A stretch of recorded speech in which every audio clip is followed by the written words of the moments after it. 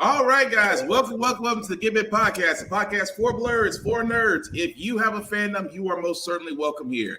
I'm host the most, Will Buchanan, aka Black Spartan. Of course, the man to my left, your right, depending on your screen is flipped, who apparently is 95% symbiote free, which means he's holding on to that 5%. What do you have for us today, sir?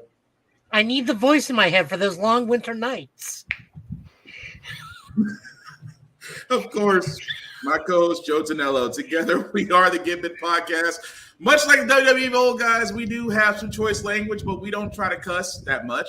At the same time, if we do show any trailers, guys, again, viewer discretion is advised because we do show a lot, and unfortunately, they are very graphic. But hey, you know what you signed up for. Aside from that, welcome. We do have a guest. This man, like I said, we're back to having guests again. I love his name because every time I hear it, I immediately think Scooby-Doo. Just because I used to be able to do Scooby-Doo's voice. I can't do it anymore, which is sad. But again, I want to welcome Shaggy to the Give It Podcast. Good welcome, sir. Well, thank you so much for having me. I'm really excited to be here. I actually got my buddy, the irredeemable Shag. I pulled him away from his 5 to 6 podcasts on the Fire and Water Network, which he happily, proudly runs. He is co-run, to be fair. Co-runs, to be fair, but we know who's the boss. We won't tell Rob. That sounds like I need a duck and cover. Duck and cover moment. I mean, look at it this way. Here's how I look at it: the Firestorm comes before the Aquaman. That's fair. And there's a long story behind all that I'll share in a bit that these poor gentlemen are going to have to hear. Oh Lord! See again. I feel like I should immediately start taking the fifth. But before we get to that, guys, like we said, we are covering a lot. Before we get to our esteemed guest. We do have a trailer. I'm not sure about Apple Plus right now, just because number one, you basically gave one of my favorite shows a send-off I wasn't ready for, Ted Lasso. Love that show. Was about to consider canceling Apple Plus after Jon Stewart got axed. But this new trailer they have out, Monarch Legacy of Monsters. I'm indifferent about it, and I want to get you guys' opinions right after we play the trailer. Monarch was there in San Francisco.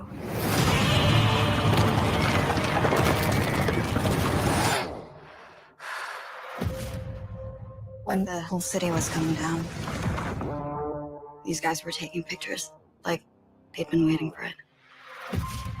You think that your father was working for them? This stuff was in a safe. Who are they? What's Monarch?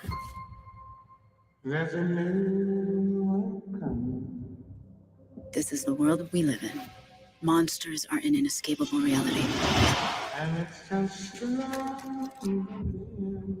Those files belong to us, and they are more important than you could possibly imagine.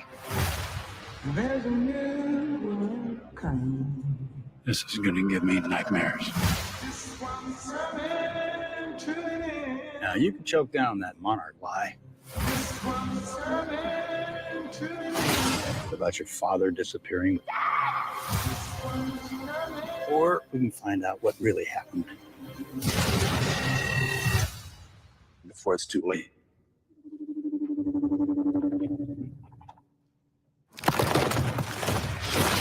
Oh my God, go! This world, it's not ours. Believe me. It is so much more vast than we could possibly imagine.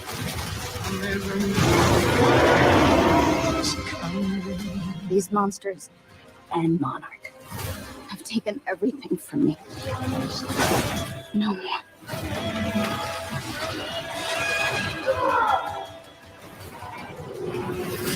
The world is on fire.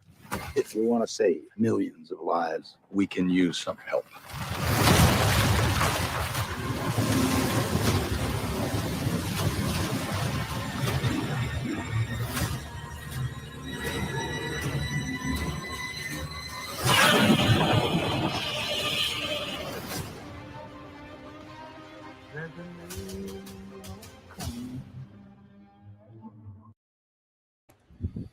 Okay, so guys, that was, as you can see there, Monarch Legacy of Monsters. That will be streaming November 17th on Apple TV Plus.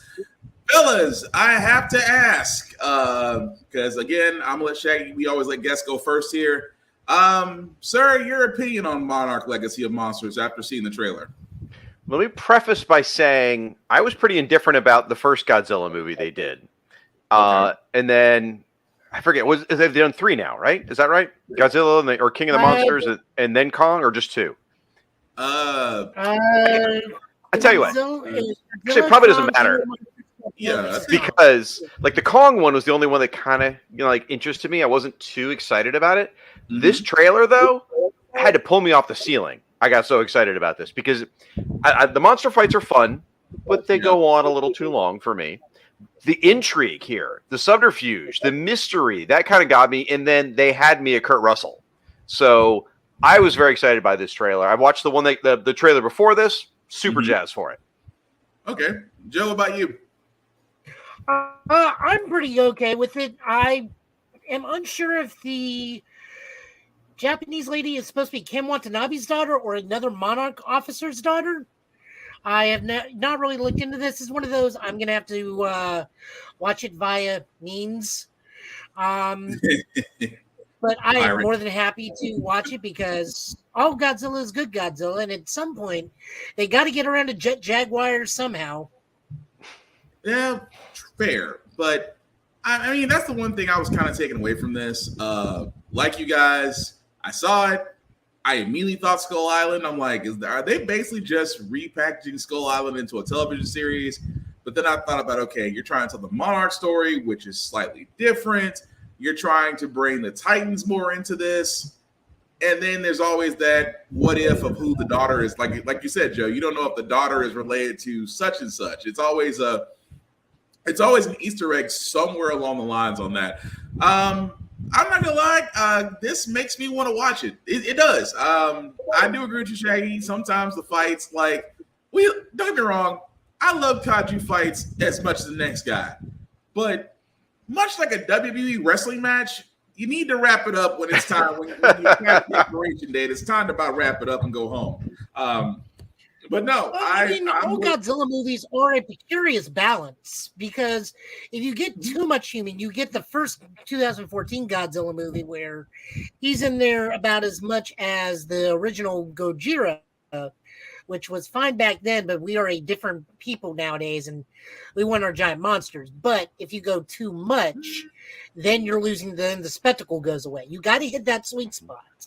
Yeah, but I mean, there's a way to, case in point. Godzilla versus Kong. We had those things in rounds. It was like, okay, first round, it was Godzilla. Let's just call it what it is. Godzilla pretty much said, 3 minutes, stay down. Kong comes back and says, no, you stay down. And then, then they had to team up to fight Mechagodzilla. So you notice that I want that type of fighting. It's a fight, but it's more like a round in the MMA fight or a boxing match. There's a decisive winner somewhere in the middle of that. But like you said, Joe, it's a sweet spot. It really is. Because if you go too short, people are going to be mad. You go too long, people are going to be bored. So I see what you're saying in that. But does it make you – I mean, I know, Joe, you said you're going to find it through other means, which, of course, on the Get Bit podcast, we do not suggest anything. If I put on a straw hat, that's your interpretation whatsoever. But – it makes me want to watch it. It sounds like everybody on the panel's on the same wavelength of that. But I did not expect. Don't get me wrong. I did not expect another Godzilla. I mean, I thought Skull Island was great. I thought they were going to continue with the Hollow Earth theory, and I thought they were going to continue with the what do we call it, Joe? In the trailer, we didn't call it Kong. What do we call it? The orangutan. Oh, the return of Lanky Kong. Yeah, the return of Lanky Kong is what we call him because it's like, no, you're not a gorilla, but you're not Diddy Kong either. So we will catch up with that as it comes along. But I'm going to put it out there real quick. What I think this is going to end up being, I think this is going to be human centric. I think because first of all, it's a TV show, so their budget is much smaller than a film, and I guess it's a series, so we're going to get 3, 5, 10 episodes or something. So I doubt they have the money to give us a theatrical level thing. So I bet it's going to be following the humans, and suddenly there's a Titan battle, and they're just trying to survive. And the Titan battle's like on the side, and we're following Kurt Russell and the humans like trying to survive it. That's my guess. I'm really good at being wrong. So who knows? But that could work though. I mean, it worked for The Walking Dead. There you go. I mean, it worked for The Walking Dead just fine. Why not for Kaiju? Although every time I see Kurt Russell, I just want to say Snake Plissken so bad. I just 1,000 roles. He's so good at. In fact, Joe was hyping our network a minute ago. We actually got a show that one of our guys is starting about Kurt Russell next year. Nice. Escape from LA will always be one of my favorite movies. But anyway, I do want to get to our guest because this man, I thought I worked. I thought I wore myself out on podcasts, sir. We have to give you the spotlight just because, sir. Wow, the stuff that you do. I mean, don't get me wrong. The stuff, sir, that you do, I am impressed. But the same way, and now my camera just wants to be special. Bear with me 1 second. That's what we want to do. Oh, you don't want to see that. You don't want to see that. Oh, we give you the full treatment, sir. But I do want to talk about you, sir, because number one, Joe told me about you, and again, I want you, like I said, with your podcast. I say podcast in plural. Just go ahead and for all those that don't know, sir, just tell us a little bit about yourself. Okay. So my name's the Irredeemable Shag, and I am one of the co-founders of the Fire and Water Podcast Network. And while Joe gave me a lot of credit there, I am one of a large team. So yes, I'm one of the 2 co-founders of the network, but beyond that, I mean, we've got a team of like 11 producers, and beyond that, I don't know, like 15, 20 people that participate in the show. So it's a massive group. Everyone's producing different shows. I do a couple of shows on the network pretty, consistently, maybe 2 to 3 a month. But for the most part, it's really a team effort. It really, really, really is. So you tell me, you want to ask me questions? You want to hear me monologue for 20 minutes? You tell me how you want to do this. I want to know how you got to the fire and water. That I can't even. I thought I was creative. How did you come up with that? We're expecting the full Dr. Doom, Shag. Yeah. If you do have a Dr. Doom monologue, go for it. I got to hear that. I don't have that, but I will tell you the history. It's a little circuitous. So for how I got into all this crazy world, like I've been a big comic book fan forever. In fact, I managed a comic book shop during the 1990s, during the boom and the bust of comic book era in the 90s. So I was there. I was on the ground, man. It was real. Then in the late 90s, I managed Megaplex movie theater. So I had a lot of interest that kind of similar to what you guys have in some regard. And the podcast network itself, it grew out of 2 things from that. My need to get that nerd out of me. And I started off with blogging and then some podcast guest appearances I did. I started podcasting back in 2005. Okay. And at that point, I was just a panelist on a podcast with a bunch of my old college buddies. We would just get together. We just throw whatever topic we wanted. It was chaos. We're all talking over on top of each other, but it was fun. We had a good time. And then I did some guest spots with a comic book podcaster named Michael Bailey. I don't know if you guys are familiar with him. He is phenomenal. Michael Bailey is a great guy. He's a good, dear friend of mine. And I appeared on there a couple times, and that kind of got me the bug of wanting to do more podcasting. Then, so we got the podcasting side. Then on the other side was around 2008. I have a marketing background, and I wanted to understand what this thing called blogging was. At the time, it was still new and edgy, and I'm like, what the heck is this? So I wanted to figure it out, and I didn't want to do a business thing. So I was like, all right, I'll do a nerdy thing. So I created Once Upon a Geek, which was just a random geek topic blog. And I just, the real thing, or reason I did is I wanted to figure it out and see if I could make it successful. So I did a whole bunch of like search engine optimization and linking to other sites and stuff, and it did pretty well actually. It was kind of exciting, kind of fun. And then the next year I decided I wanted to do something more niche. And I'm a big, I know you guys are a lot of Marvel fans, and I know Joe's got some DC in him too, but I'm a big DC guy. That's kind of where my love is. You're in great company because I'm DC first, Marvel second, so you're good. Oh, okay. All right. With all the talk about Spider-Man, I figured I was in the minority. Cool. All right. So I'm a big fan of Fire. Wait, I'm sorry, Joe, what you say? I keep telling Will he needs to be Mr. Terrific. Michael Holt's pretty awesome. Yeah. He's been trying to get me to cosplay. Him and several other friends have been. I'm like, look, I promise you, I will cosplay soon. It's just a 7-month-old will drain you. I love my son, but a 7-month-old will drain you. I got some good news, bad news for you. There are some of the best years of your life. I've got a 17 and a 23-year-old. They still drain you. So it's never going to end, pal. Fair warning. So, all right. So it's Firestorm, right? So I don't know if you know who Firestorm is, the Nuclear Man. I'm a big fan of Firestorm. And no one in 2008, there was no one filling that niche. So I'm like, all right, I could fill that niche. So I started a blog on Firestorm. And I was posting about it all the time. I kind of became the Firestorm guy on the internet, which is nothing to brag about, but it was kind of exciting for me. Got to interview a bunch of the creators. I talked with like Jerry Conway and John Ostrander and Pat Broderick and Jamal Igal, and eventually the later creators like Gail Simone, Dan Jurgens. Got to do a lot of cool interviews and stuff like that. You look. Oh, I'm sorry. Go ahead. No, I saw your face. I want to know which name jumped out at you because I love all those people.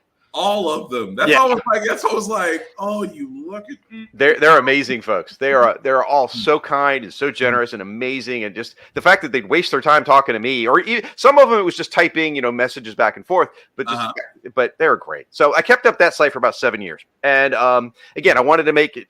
I did a whole search engine optimization. I made friends with a bunch of other bloggers and stuff like that. Started doing crossovers. I thought, all right, we're superhero stuff, right? So I'm going to do a crossover with the Aquaman blog. I'm going to do a crossover with the Martian Manhunter blog, and all these different blogs and everything. And I became friends with the guy who runs the Aquaman blog, a guy named Rob Kelly. And around 2011, he said, hey, he's thinking about doing an Aquaman podcast to go with the blog. He goes, but I don't want to do it alone.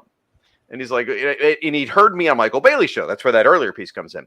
And he says, and he knew I liked Aquaman as well and Firestorm. He's like, what if we did something like this? So we created the dumbest idea for a podcast ever, which was Aquaman and Firestorm. So why on earth? Now, keep in mind, this is before Aquaman was $1 billion property. So, I mean, you say it's dumb, but I'm like, you can't help but the allure of just those two names put together. It's like, I'm intrigued. It's a lot of driving by an accident and sort of looking and going, what is that? That kind of that's the intrigue level. So we did that, and we called it Aquaman, and we played around with the name forever. Like, okay, Aquaman and Firestorm. What are we going to call it? Aquaman, Water, Firestorm, Fire. That's where the name Fire and Water came from. So it was called Aquaman and Firestorm, the Fire and Water podcast. And I'll be honest, we just got lucky. That's all it really boils down to. We had really good chemistry. We had this very fake confrontational nature where we'd play and argue and all this stuff.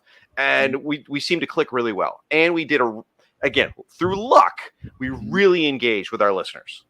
They really connected with us. And so we started adding other topics like Who's Who. Who's Who is one of our favorite books of all time. So we went through that comic issue by issue, page by page. And that is what really built our audience. That's when we connected with thousands of people. It was all because of Who's Who. Nice. So we extrapolated from there. 2016, we gathered some of our fellow podcasters that we were friends with, knew we could collaborate with, and that's when we launched the network.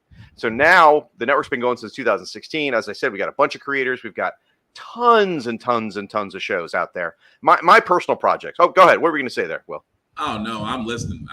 You say you don't have the doctor do a monologue, sir, but I'm sitting here just like, you go ahead, sir. You got it. Well, Joe warned me. He said, "Hey, you got 30 minutes to monologue." I'm like, "What?" Okay. I'm not going to fill 30 minutes, but anyway. So you're fine. So my sort of pet projects, the shows that I do the most, and one that Joe was on was my Justice League International Bwahaha podcast. And I decided I wanted to cover the Giffen DeMatteis era of the league. The Kevin McGuire, the Bart Sears, all that stuff. So started with issue 1. Once a month we'd do an episode covering an issue every month. Been going through it, been doing it 7.5 years now. Almost done. Finishing it up next summer. It's going to be the end of this long journey. And again, had opportunity to interview all kinds of awesome creators like JMD Mateus has been on the show, Bart Sears, Joe Phillips, Dan Jurgens, Jerry Conway, amazing people. And if nothing else, out of everything I've done with podcasting, it's given me a chance to leverage and get to talk to amazing people. And Joe. So Joe didn't even realize that was a dick. In my life, and Joe. And Joe. And Joe. I was like, just damn. So that's a show I've been doing 7.5 years. Also, I do a show called Once Upon a Geek, which I kind of took the idea from my blog, and I do it as a podcast now. And it's really whatever I want to talk about. In fact, just a couple weeks ago, did an episode on Ted Lasso. Absolutely love that show, Will. It moved me. Absolutely moved me. Mm-hmm. I fully agree. That show, that actually got me watching Apple TV. I'm not going to lie. I didn't find out about the problem with Jon Stewart until after Ted Lasso, but everybody kept saying, oh, you need to watch Ted Lasso. It's like, Jason Sudeikis, I'll watch him all day. And I was like, wait a minute. The first episode, and I found myself, and this is how bad it was. I didn't watch Ted Lasso till I think it was in its season 2. Mm-hmm. So season 1, I just sat there one night. And I'm like, I'll watch it. 4 hours later, I am catching up with the rest of season 2. Same exact thing. Like 11 o'clock at night. I got one of those free trials specifically to try Ted Lasso. And I'm like, I'll watch one episode. Who cares, right? Yeah, 3 a.m, I then go to bed after binging almost all of season 1. I'm like, oh my gosh, that was amazing. That's the one, and that was the one of one of the between that C and like I said, the problem with Jon Stewart, probably the best 3 shows on Apple TV Plus. But yeah, it's just, just to go back to you for a second, it's like the names that you got to interview, I immediately became very jealous of. But just out of curiosity, man, you say it's luck, but if you had to, and I don't mean to put you on the spot here, but if you had to say your crowning jewel, if you will, the I never thought I would get to do this or interview this person or get to do this person, I gotta know if you're willing to share. What would that be? So for me, it's that name, my first name I rattled off. It's Jerry Conway, because like those old Justice League issues and Firestorm are just in my DNA. Like I've interviewed Jerry, I think it's 7 times now, and that's the joy of it. Like when he and I and I'm not pretending he's my friend. I don't want anyone to think I'm misrepresenting here. I mean, he's a creator. I'm a nerd fan. That's it. But when we talk off the air, we have great conversations. He's so nice. He's so kind. We've talked about kids and family. He is just a wonderful guy. I mean, here, this shirt I'm wearing tonight is an old Justice League cover, Crisis on Earth Prime that he wrote. So that would be the joy for me, is being able to pick the brain of someone that just had such an impact on my comic book DNA. I mean, Spider-Man, Justice League, Punisher, Power Girl. Oh my gosh. Yeah. And the fact you got to interview him more, that's the thing. It's like, we all have those, moments where, it's like that person you never thought you'd get to do, or that thing you never got to do, the thing you never thought you would get to do, and things of that nature. Overall, that's just pretty. That's pretty effing cool. Not to mention that you get to interview him more than once, and you have rapport with him. But aside from that, sir, I have to know, because again, it seems we're all in DC first. Which again, no mark on Marvel. My first comic was still, to this day, Action Comics, the first introduction of Superman. That was my first comic at 8 years old. So I've always been a DC fan. But just out of curiosity, because I just want your opinion on this, because we're all in the same age bracket at this point. Do you think, compared to the dawn of DC that you're seeing right now versus what we grew up reading, do you think it's going in a more positive direction, or should we be worried like we were when the New 52 came out? All right, so I'll have to tell you a little bit about myself, and then I'll have a little bit of an answer for you. I don't read a lot of new comics because they don't bring me a lot of joy. Okay. So I still read a lot of comics. I read a ton of old comics all the time. And I'm a full-on DC Ultra Infinite, Ultra Humanite, whatever subscriber. I'm all in on that. But I only dip my toe in every so often to read the newer stuff. So I've only read a little bit of the dawn of DC, and I mean a little bit. I was excited by Rebirth.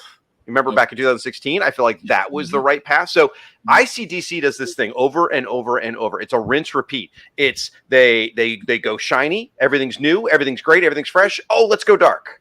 And then they go, oh, we went too dark. Let's go back. Let's do refresh. Oh, no one's going to die anymore. We're all going to be good now. Everything's going to be great. Oh, after Infinite Crisis, everyone's going to be happy again. Oh, and then they go dark again. And literally, it's just up and down. So I felt like they were going in a great direction after Rebirth. You know, like the Tom Taylor Nightwing was phenomenal.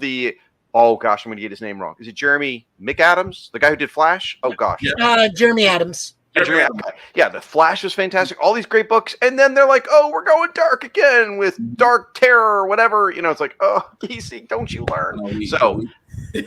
Me and Joe had a thing about that. Go ahead, Joe. You can repeat what you said. Wait, you expect me to remember something I said 2 years ago? No. No, actually, the Tom Taylor Nightwing has been nothing short of a joy and, quite frankly, very groundbreaking in a lot of ways. I cannot express that one enough. The moment we got out of Joshua Williams' Flash, which is Barry, and I love Barry, but that Flash has been nonstop good, pardon the pun. But when they leave Mr. Terrific, poor Mr. Terrific, to be Linda's beaten stick, that just made the book even better. I mean, you have the third smartest man in the DC universe getting just like, please don't hit me, Linda. We've lost Wally. It's called being self-aware. And some of the new stuff they're doing now, we get a nice JLI book with the Adventures of Fire and Ice. Mm-hmm. Blue Beetle's making a comeback. God rest Keith Giffen. Mm-hmm. I'm glad that this is going. I love the fact that how we got to learn of his untimely passing was they're not getting me to come to New York Comic Con now. That tweet was just, or Facebook message, whatever, was just like, I had to read it like 3 times. I'm like, wait a minute. Did he not die? Is this a prank? What's going on? The timing of that, just like, I told him I was sick. I wasn't going to go. What a Giffen move. It really is. And then Superman has been nothing short of a joy. Green Lantern is still half good. That half only being the Jon Stewart, because we all know how petty I can get with Hal Jordan. We know. We know. Go ahead. Say his name. I already said Hal Jordan. I thought you were really gonna go the man who shall not be named. I thought you were gonna say that for a second. Voldemort's got nothing to do with this. For the record, Hal Jordan is the worst. I was more of a Kyle Rayner fan until Jon Stewart came along. So there we go. Was me. Well, that was me. I never could get Hal, except that, you know, when Nathan Fillion kind of teased the whole thing about him playing, I'm like, okay, you're more Hal than Kyle. You're more Hal than Kyle. I could see that. But aside from that, it's always been Kyle for me, and then eventually Jon Stewart when I got to read his comic. But yeah, the reason why I asked that is just because I've always wanted this, and you hit such a nail in the head right there, where it's like, you know, Justice League kind of goes on this merry-go-round. It's like you have this wonderful good arc, great storytelling, and then it's like, let's go for the crossover event, and then you decide to say, well, let's do Night Terrors. No. Or my personal favorite, let's make it all about Naomi. Yeah. Oh, that's not your personal favorite. That's your albatross. That is your albatross. Which he's nowhere to be seen in any of this, despite being part of the Superman family. Yeah. I mean, it was. I hated that for that to have. I hated that for that to have an opportunity to shine, and it fizzled out. I mean, comic and television show both fizzled out. But no. But we did get something good from all this, and this is something we can all agree about. We got Stargirl. But it should have went to Max. I'm sorry, and Shaggy, I don't know if Joe told you this or not. When Stargirl first came out, I skipped it. Yeah? Okay. Joe sat there for the longest time, like, just give it. I was like, you just have to get past the first episode. Get past the first episode, you'll like it. And then you just go back and read the comic. I said, okay, fine. Muddled my way through the first episode, second, third, fourth, fifth. I'm like, okay, this is worth it. Second season, body rate just went up for no reason. And then you had crap, I can't think of his name to save my life right now. The guy who played Shade? Or yes. No, not Shade.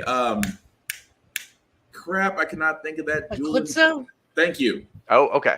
I couldn't. That's why I said I couldn't think of his name, because I was like, first and foremost, we and Joe both just sat there and said during one scene, I've never, when he was speaking to Dr. Midnight's I guess protege, because she didn't really take on the mantle of that. But it's just the fact he goes to her and just says, I've had very little interaction with people like you. And she's just like, excuse me?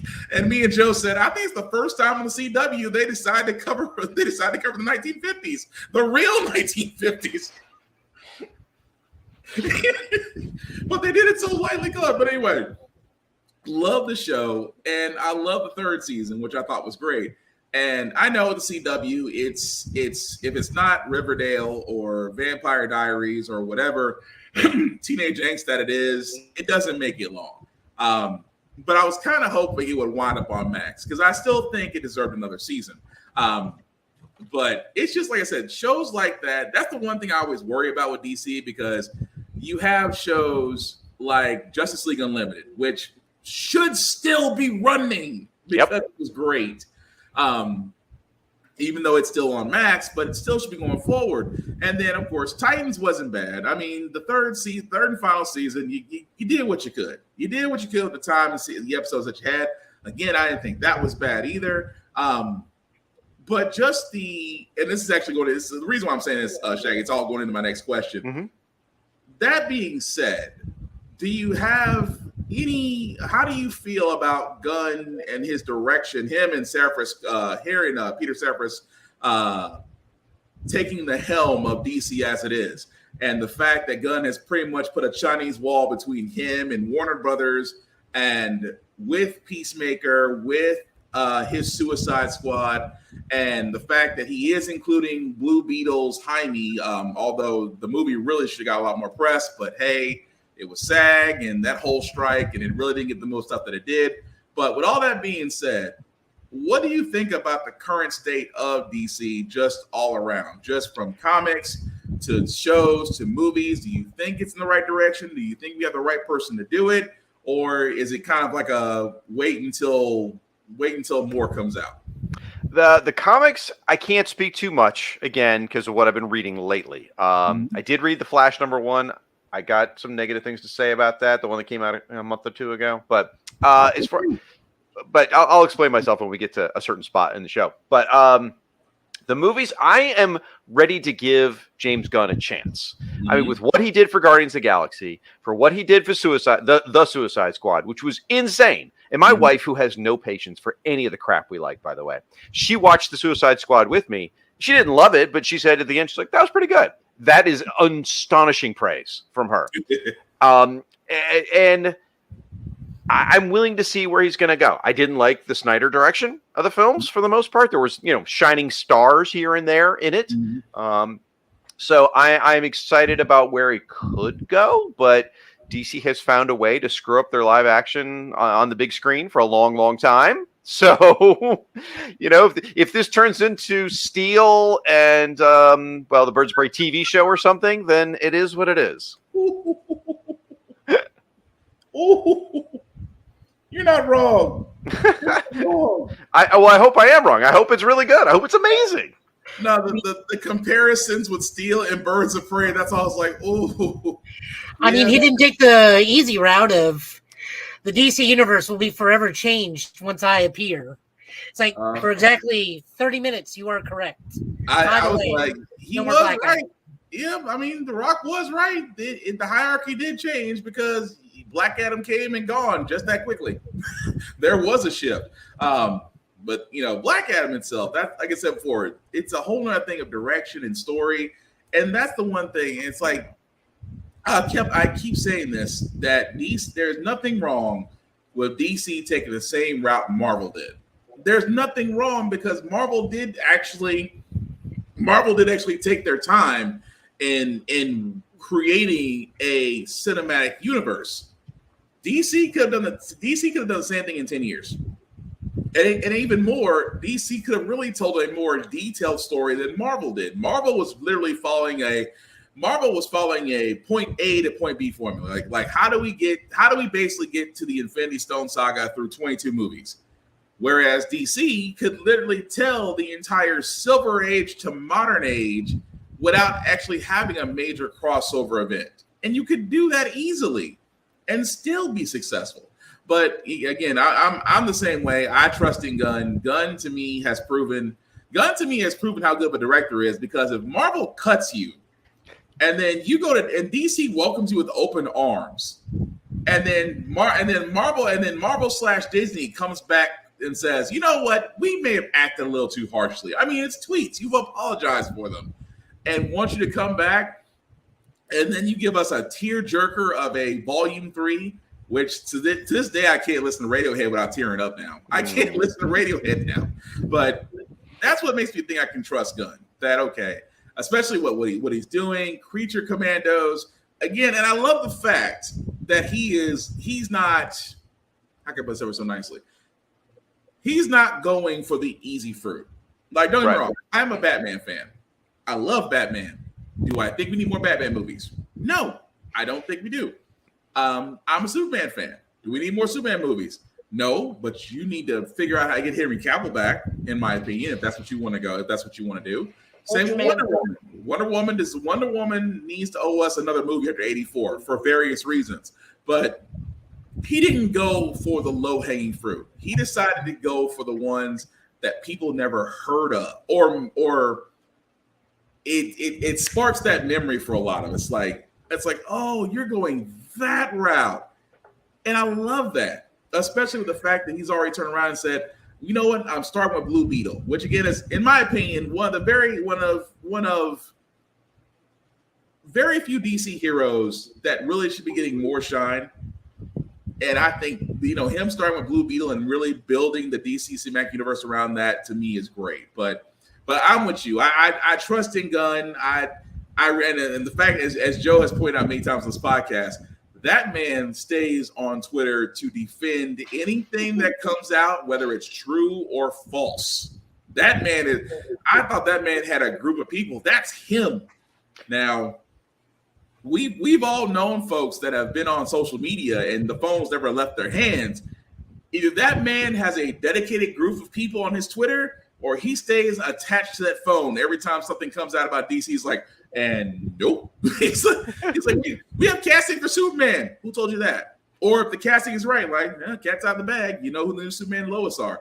But that to me just screams that I can trust Gunn. But Joe, you want to add anything else to that, man? I am looking forward to the new Superman because I can tell he's read more than the Death and Rebirth of Superman. Much like the last regime, I truly only think he read 3 books: The Death, Rebirth, and The Dark Knight Rises. I'm also really interested because he's using a lot of JSA and JLI characters in his movie. Yeah, and he said recently he's a big JLI fan, so that's great. That's even better. Mm-hmm. I mean, it's slowly moving into that era of Justice League right before Wade took it over, where it was Superman and Wonder Woman kind of tag teaming in and out of the Blah League. Mm-hmm. Almost. But so I'm all for it. Yeah, I'm with that. It's like it makes me feel good because, again, when I have other friends who are Marvel friends, they're like, you know what? Every time DC comes out with another movie, it's like, will you going? Yes, I'm going, because I will support DC the same way I supported Marvel. In the same way I would support Milestone. If Milestone ever decided, you know what, let me shut up and not go that negative route. Didn't Gunn say he wants to do something with the Milestone characters? He has said multiple times, and I'm just like, the Milestone Collective, I'm like, what are you? Oh, it's like, what are you waiting? It's like, it is amazing to me that here's how I know, and we'll go on to the news after this. Here's how I know that some characters we have been waiting for, that all someone has to do is say it. When Gunn sat there and said, there are some characters from Milestone I would love to do, I'm like, everybody immediately thought it. Static. Static was the first person on everybody's mind because, number one, the CW kids had an amazing animated show that ran for a while because of it. You may or may not have mentioned him on Black Lightning. It's argued about a scene where the kid's name was Virgil, and it was argued that was supposed to be Static. But again, I digress. You have between that, Icon and Rocket, That's That's what I want. Icon and rocket. That's what I want. It's just like you really have the foundation to really be different than Marvel. Like I would love Marvel to do some other obscene characters outside of Guardians of the Galaxy, because let's be honest, Guardians of the Galaxy wasn't popular until Gunn made it popular. And how did he do that? With a kick-ass soundtrack. For 3 movies, a kick-ass soundtrack. Yeah, but what Canadians could we possibly use to make Alpha Flight as popular? I was gonna say Wigwam, but it's already been used. We can't use Wigwam. It's like, although it would still fit though. Although when you hear, do you really want to taste it? You'll be immediately thinking Pacemaker. You'll be thinking Peacemaker instead of Alpha Flight. It'd be a lot of Bryan Adams songs. So I can see that too. I can actually see that. But again, thank you, sir, for the Doctor Doom monologue. I knew you had it, just because the moment I heard your voice, I'm like, he has monologues. I just need to sit back and wait. Now tell us about your love for Blue Devil. oh my gosh, we don't want to start down that path. That's one of my favorite characters of all time. I will tell you one quick story though, which is I used to, well, not so much after the pandemic. I used to travel a lot for work. Mm-hmm. And I go from town to town, and I go and seek out people that I've met online. And one time I went to a certain town in Tennessee, and I reached out to a particular cosplaying nerd while I was there, and we had dinner. What's that? I said hello there. Hello. Joe and I had dinner, and it was lovely. We got a chance to get to know each other. We're just chatting and everything. And then he goes, hey, listening to your podcast, I noticed that I think you're from North Florida, right? And I'm like, yeah, I'm from Florida. That's right. And then he just randomly mentions the middle school he went to, which is exactly the school my daughter was attending at that moment. Wow. How insane is it that I went all the way up to Tennessee from my town and met a guy who went to the same school as my daughter? It was just, I don't know, one of those crazy cosmic things. And I had to mention it because here I am on Joe and Will's show. And small world is never been truer. Man, you are not kidding there. But no, yeah, Joe with Obi-Wan just that's like he usually is a little bit louder. That's all. I was like, I heard the hello there. I just almost went to General Grievous. But no, let me shut up. But thank you, sir, for the monologue. But yes, we do have some news again, guys. New York Comic Con has came and gone. Fellas, I gotta ask before we get into this. Do we feel like cons again? Because with the writers guild reaching their deal, unfortunately unfortunately SAG is still going through their ordeals. Last time I checked into it, the CEOs of the AMPTPs were coming back to the negotiating table, so hopefully something will get done. But we here at Give It Podcast will always support unions. We will always support the actors and the writers, which is why we try to avoid anything new unless it's already been out there. But with that being said, we have noticed that cons have been affected by this. Now, Shaggy, I'm going to throw this at you first. Because the fact that actors, because on strike and because of the SAG-AFTRA rules, that some of them were attending not as panel guests, but your regular average cosplayers or goers. We've seen that because apparently one person recognized Daredevil as Bluey at New York Comic Con. That's awesome. But with that being said, a lot of people have sat there and said that, Comic Con is actually back for comic and cosplay and things of that nature. It's made it better. My question to you, sir, is that because of that and the way cons are now, do you think cons are better for it, or have they been affected by the lack of star power? The answer is both. As an attendee, I would say they're probably better. Now, I personally don't go to San Diego Comic-Con. I don't go to New York Comic-Con. The Comic-Cons I tend to go to are more fan-driven anyway. They're like Heroes Con in Charlotte or Gallifrey 1, which is a Doctor Who convention in LA. Those are Dragon Con. Those are all fan-driven cons, not corporate-driven. So they're a little bit different. And I think those are always better environments anyway. So I would say I feel like they're better for having more of a fan-produced environment, which is a lot healthier for the attendees rather than corporate shoving it down your throat. Fair. The downside is I feel bad for the vendors. There are less attendees. They're probably making less money. And that's unfortunate to them that an argument between the people who generate the content is impacting the little guys, and that makes me sad. Fair enough. Joe, what about you? I mean, I'm all for the comic book people coming back and taking over. That means we have more comic book based guests. I mean, Music City Comic Con happening this weekend. I'm gonna go get to meet Todd Knock, who did Stargirl, and Mark Bocciolo as artists and whatnot. Wow. And if you're there, we need to politely and not bully, but somewhat bully them into coming onto the show. I'm sending you. I've been look. Unless I smile, I've been told I look intimidating. I'm sending you first. Yes, send the 5'5" nondescript semi-Asian dude to go ask people. That's gonna go. That just screams intimidation. This isn't The Simpsons where it's not. But March, the little guy, hasn't done anything yet. See, but they're waiting. That's the intrigue. The little guy's gonna do something as long as you watch him. But no, you are right. But seriously, to answer the question, I mean, there are certain things that I would love to come back. I mean, at New York Comic Con, I think we mentioned this last time. Ewan McGregor just came on stage and talked about how he can't find a good cup of tea. Mm-hmm. He can't promote anything for any upcoming projects, which, kind of sucks. But at the same time, we did get some announcements that came out and fans were not happy. Dragon Ball Daima. But, we also got, but we can't get any new Marvel news, which where they are right now with the fan base, maybe hit or miss. So, because, what I call the Marvel team up phase has been very divided. Mm-hmm. on its quality. DC doesn't really have anything to promote at the moment because James Gunn just won't promote anything unless he actually has something to say. Which is smart because we've seen fan casts. Yeah. So, I mean, I think the biggest runner in New York Comic Con was Skybound Entertainment. Yeah.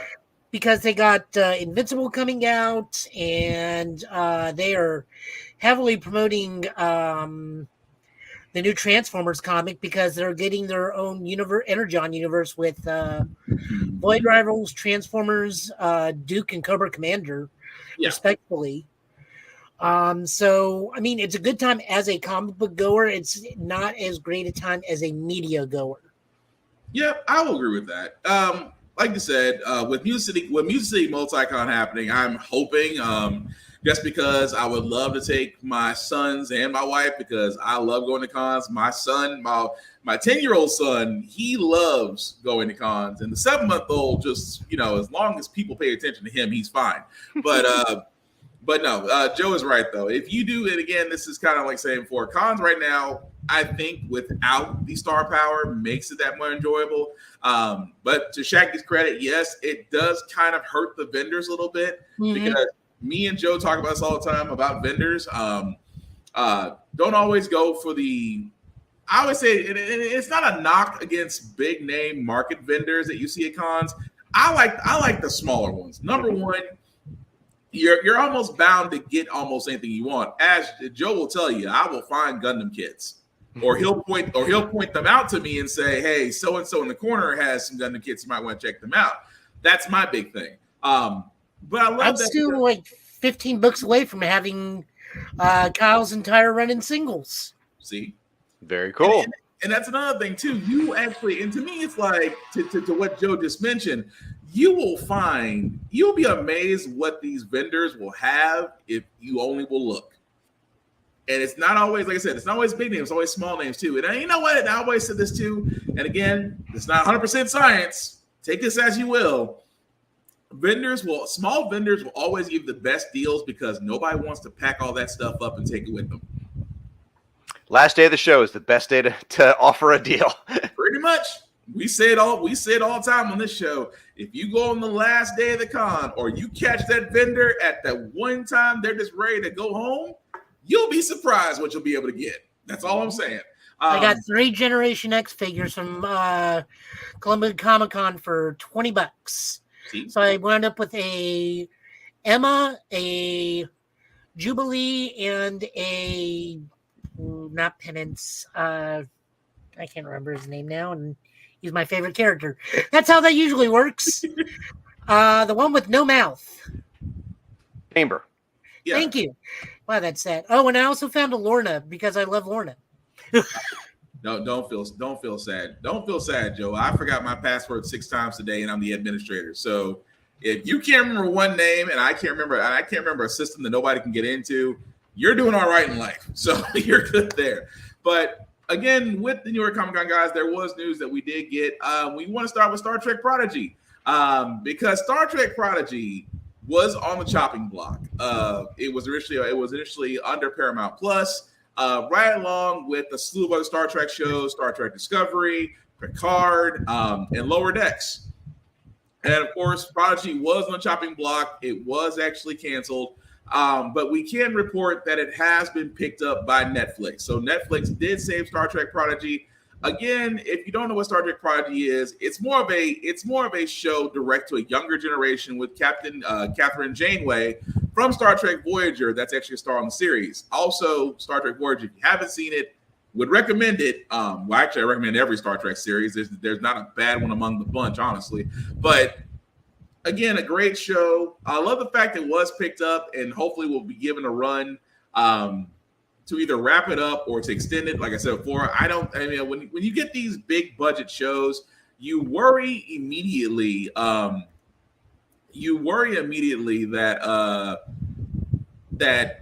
is it because of the budget, or do you think that because we're such in a ratings area that they turn around and they say, well, if it's not hitting this certain demographic, we have to cut it, despite continued success? So Shaggy, I'll start with you. With the news of Prodigy being moved, is this just another example of a show that's just, it's great, but by some executive standards, it's not worth saving? Or do you think they just pulled the gun a little bit too early? I think it's option C. I think it's a weird situation because it was developed between Nickelodeon and Paramount. And so the fact that they didn't just stop it, they pulled it entirely from Paramount Plus tells me there's something weird there with the rights. So, and season 2 was done. They had already finished it, except for some post-production when they pulled the plug, which makes no sense. So I'm just glad it's on Netflix because I think the show is phenomenal. I went into it with zero expectations, and it's not my favorite Star Trek, but it's up there. I love it. I actually cheer during the opening credits. I love it so much. Joe, what about you? It's a great continuation of Voyager. I kind of wish we get some more cameos, but I really just want to know what happened to Chakotay at this point. Season 2 is going to tell you. I was going to say, I think in season 2 they're going to cover it. That's just an animated guess. But again, really glad that this got picked up. I'm still kind of sad because Discovery is going to have its final season, but at least we still have Strange New Worlds until Paramount decides to cut that too, which let's be honest, they might. Move right along, guys. We do have a Godzilla series, which again we did cover. Legacy of Monsters, which was the trailer that we did show earlier. As we said before, I keep on wanting to say Snake Plissken versus Godzilla. I'm trying not to say it because I'm mixing genres together. But again, that's what the trailer that we did show at the beginning of the show, which will be on Apple TV Plus. This I wanted to get to you guys. This I wanted to bring up with all of us because I don't know about this. DC is reviving the Elseworlds tale with 6 series. Now, which 6 series are they going with? They're going first. This is first Gotham by Gaslight, the Kryptonian. No, let me. Go ahead. Batman. Something with Batman, but also vampires. Oh, and a Green Lantern. I wish I could make that up. He's not kidding. Gotham by Gaslight, the Kryptonian Age, Batman the Barbarian, Dark Knights of Steel, All Winter. Now, hold on. To be fair, that one is Deathstroke. Even though it's spinning out of a Batman crossover, that one's Deathstroke. That's fair. Yes, but Batman's the kingdom that Deathstroke the Viking is invading. Fair. Very much. Green Lantern Dark, as Joe had pointed out, and again, I'm trying to be nice about this. And of course, Batman Nightfire, and then DC versus Vampires World War V. I'm okay. I did stress at the beginning of this. I am a Batman fan.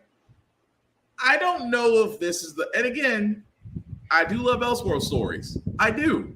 There are some great ones out there. There's some out there that'll make you cringe a little bit.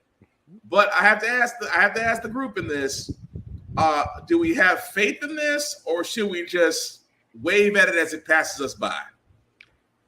I'll take a shot first. I wish that the Elseworlds imprint had never gone away. And I don't think it needs a big production like this to release it again. It's the name Elseworlds is not marketable. It's what you tell the story of. DC versus vampires, that's what you're selling, not the term Elseworld. So I think it's sort of silly that it went away, and I think it's kind of weird that they're trying to rebrand it as a big deal again. Just tell good stories and say they take place in an alternate universe. They never stopped telling alternate tales. They just took the Elseworlds label off it. So yeah, it's way too Batman heavy. Way too bad. And out of all these, the only two that has any interest for me is Gotham by Gaslight, because I was there when the first one came out. So I'm a sucker for nostalgia. And that's who they're after, is my money. And then Green Lantern Dark looks pretty good too. Joe, what about you? It's a necessity to move the imprint to make it Batman centric. There's just no other way around it. It's too. I never thought I'd say this. It's really too much Batman. I never thought in my 40 years on this earth I would ever say that. It's too much Batman. I get the fact, like Shaggy said, I get the fact it's Elseworlds. You don't have to make Elseworlds the moniker. Elseworlds just pretty much tells us, yes, this is your version of What If. We are completely okay with that. Stick with the title. If you just sat there and said, like Shaggy said, if you sat there and said DC versus vampires, World War V, and then somewhere in the imprint, an Elseworld story, I would read it more. I mean, really would. At this point, most of their Elseworlds are just written by either Tom King or Tom Taylor. True. The Toms are the kings of the Elseworlds at this point over at DC. No, very much true. But that's why I said I'm a little bit worried because, and I know Shaggy, you being from a marketing background, does it make you cringe when you see stuff like this? If a client comes to you and says, this is what we want to do, we think this is the right path. You being the advisor, does it make you cringe and go, at least you tried, or it's like, let's try going a different direction? Actually, what I think is, okay, someone crunched the numbers and said Batman's the only thing selling for us right now, which is actually the more scary thing for me. Yes, they should have gone to a deeper creative pool, but their numbers are telling them that they can't sell Flash Elseworlds or something, that they can only sell Batman books, and that is terrifying for me as a DC fan. Fair enough, because again, there are other heroes, but I feel like I'm going to sound like a broken record when I say this. But did want to cover this as well because we do have some comic author news as well. This was not on my bingo card of 2023. That not only are we going to get another John Constantine Hellblazer run, and forgive me if I destroy the name, sir. I don't mean to. Cy Spurrier. Thank you. Cy Spurrier and Aaron Campbell will be handling the run for John Constantine Hellblazer, which, again, this was canceled in 2020 for reasons beyond my comprehension. Because the run in 2020, and I don't mean to be yelling, the run in 2020 was great, and yet it was canceled. Now they're actually going to be bringing it back in January 2024 under the DC Black label. I am all for this because I am a Hellblazer fan. Drinks with Friends is still one of my favorite story arcs. And I just, to me, I always be that person like, why do you keep running it, but you cancel it? Give it a steady stream and just let the writer do his thing. That's my thing. But Joe, Shaggy, your thoughts on this? Go ahead, Jack. I will just say I didn't read the original run by Cy Spurrier and Aaron Campbell on this, but I love Hellblazer back from the Garth Ennis days. I was a big fan for that. That was a great example of just letting a writer run and go and do years of a long-form story. That was great. I liked Cy Spurrier's Black Knight miniseries he did at Curse of Ebony Blade. I thought that was very good. Mm-hmm. So it's encouraging. Now, here's where I could round back to where I read Flash recently. I read Flash #1 by Cy Spurrier. Mm-hmm. I didn't feel like he was the right guy for that book. I feel like we didn't have Wally for 15 years or something. Once Barry came back, we finally get Wally, and then you go a dark direction with Cy Spurrier. that just didn't feel like two Lego pieces that fit together to me. Maybe So- he'll prove me wrong. I only read one issue. But so I read come on, issue Constantine. 2. Okay. So I read issue 2, and there is some cosmic horror in it, but it's also goofy. Okay. Very. All right. All right. So sounds like he's a great fit for Hellblazer, though. So I'm excited for that. Oh, I'm excited that they, again, and I'm trying not to yell because my mind goes right back to 2020. Like, you literally killed it as he again was about to be on the verge of dying again, and it was a great story, and they killed it. It's still okay. Let me be nice. I'm glad it's coming back. Let me just be happy about that. But anyway, other comic book creator news. Philip Kennedy Johnson. That's a name. That's a name that should be on a Spider-Man comic. That really should be J. Jonah Jameson's right-hand man, because Philip Kennedy Johnson is a name that I did not expect. He will actually be leaving Action Comics. He will still be writing Superman. But as you can see right there, guys, Jason Aaron, Joshua Williamson, Mark Waid, and others will be coming in to write for the book in 2024. Was that you, Joe? Yeah. Go ahead. I knew that was you. Go ahead. So I have a real problem with Jason Aaron writing a team book.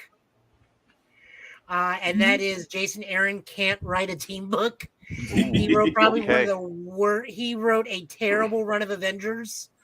Just the absolute worst run of Avengers I've read in a while. Like, he does wonderful books when they are a solo character focused. Mm-hmm. Like his Mighty Thor, amazing. His run on Thor as a whole, amazing. His take on Punisher recently, amazing. Avengers, set it on fire and get it away from me. I really worry because Action Comics is about the Superman family. So we are dealing with John, John, Connor, the twins, Kara, Superman, Lois, just the entirety of the Superman family. Mm-hmm. And Jason Aaron coming to that book terrifies me because I've seen his work on team books and I do not like it. Now, I do know that Mark Waid and Josh Williamson will be switching out between story arcs. Josh Williamson is now handling Superman proper. He's got a great voice. Mark Waid, I don't know what his Superman is like. I don't know if he's ever written. Has he written Superman? Mark Waid? He did Birthright, which was supposed to be the reinvention of Superman's origin that was in place for about 15 minutes. So. Oh, okay. Okay. So maybe wait, isn't Birthright what James Gunn is basing Legacy off of? Loosely. I think he's also leaning on the Authority, but we'll see what happens. Oh, yeah. So I don't know too much about Waid outside of how he handles Superman in Justice League. But that was also when Superman was zippy and blue and kind of freakazoidish.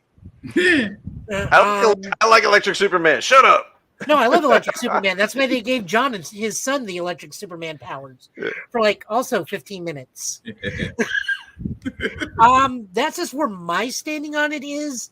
I also wonder if Philip Kennedy Johnson's like, yeah, I'm going to write Superman. They can't stop me. That's the same way they stopped, I want to say it was Tim Seeley who was writing before they took it and gave it to Bendis, and Bendis ruined everything? That is a good question. I can't say it with 100% certainty that's right. I can't know if that's right or not. I know they took it away and it was great, and then Bendis ruined everything. So I just hope that doesn't happen again with Jason Aaron on Action Comics. In preparation for the show, I dug out my tablet, got on DC Infinite, and I read the most recent issue on there with Action Comics by Philip Kennedy Johnson. It was the Blue Earth story with that terrorist group, and it was damn good. It was. I'm sorry, forgive my language. It was really. You're good. I'll drop a couple F-bombs then.